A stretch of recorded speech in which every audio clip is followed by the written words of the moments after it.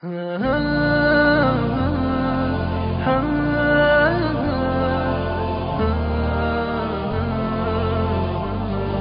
ہے اس کی اولاد کو نیک بننے کے لیے زیادہ پاپڑ بیلنے کی ضرورت نہیں ہے. وہ تھوڑا کرے گی اللہ اسے وہاں تک لے جائے گا باپ کی وجہ سے. تو یہ والدین کا جو تقوی ہے نا یہ ٹرانسفر ہوتا ہے کس میں؟ اولاد میں. سورہ کہف میں اللہ تعالیٰ نے وہ واقعہ آئے گا انشاءاللہ بیان میں کہ موسیٰ علیہ السلام کو حضرت خضر کے پاس بھیجا. ایک دیوار گرنے والی تھی, حضرت خضر نے سیدھی کر دی. انہوں نے بتایا کہ میں نے اس لیے سیدھی کی ہے کہ اس دیوار کے نیچے یتیم بچوں کا خزانہ ہے. اگر یہ دیوار گر جاتی تو لوگ اس خزانے پہ قبضہ کر لیتے.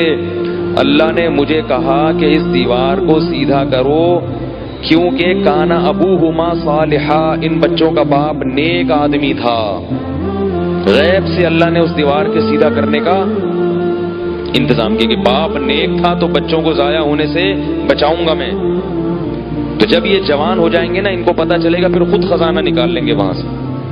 تو جب اللہ کسی کی دنیا کی اتنی فکر کر رہے ہیں باپ کی وجہ سے تو آخرت کی فکر نہیں کریں گے؟ اس پر کسی کو یہ اشکال نہ ہو کہ جس بیچارے کا باپ نیک نہیں ہے اس کو کیا قصور ہے. بھائی اللہ ظلم تھوڑی کر رہے ہیں, جو بھی آنا چاہے گا ہدایت کے دروازے کھلے ہوئے ہیں. لیکن جس کا باپ نیک ہے اس پر اللہ زیادہ انعام کر رہے ہیں. تو اللہ زیادہ تو دے سکتے ہیں نا کسی کو کہ بھائی یہ تو تمہاری محنت کی وجہ سے اور یہ تمہارے ابا کی وجہ سے. تو اب آپ دیکھو نا اسحاق علیہ السلام کو نبوت کیوں ملی؟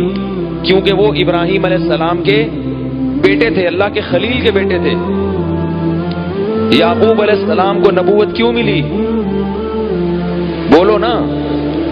اسحاق علیہ السلام کے بیٹے اور ابراہیم علیہ السلام کے پوتے. پھر یعقوب علیہ السلام کے بیٹوں میں یوسف علیہ السلام کو کیوں مل رہی ہے؟ کیونکہ یعقوب علیہ السلام اللہ کے نبی ہیں, عبادت گزار ہیں, اللہ سے دعائیں مانگتے ہیں. دوسرا کوئی کر نہیں رہا نا اپنی اولاد کے لیے یہ کچھ. تو اللہ کہتے ہیں جو کرے گا اس کی اولاد کو نواز دوں گا.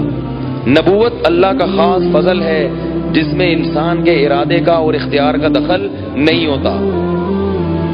تو یعقوب علیہ السلام یعنی ہوتا یہ ہے کہ نیک لوگ جو ہوتے ہیں نا وہ چونکہ نیک جبھی ہوں گے جب اپنی اولاد کے لیے دعائیں بھی مانگتے ہوں. تو وہ اتنی دعائیں مانگ چکے ہوتے ہیں کہ اللہ ان کی اولاد کو غریبی میں بہت ساری چیزیں دے دیتے ہیں.